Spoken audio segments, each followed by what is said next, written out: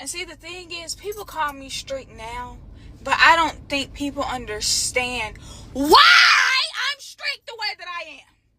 Because if you knew the things that I used to let slide, if you knew the things that I used to let slide because love came out of somebody's mouth, you would understand why I don't play that today.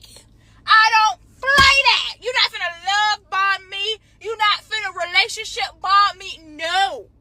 You gonna put some actions behind what you say. You gonna show me that you mean what you say. If you knew what I had to grow from, what I had to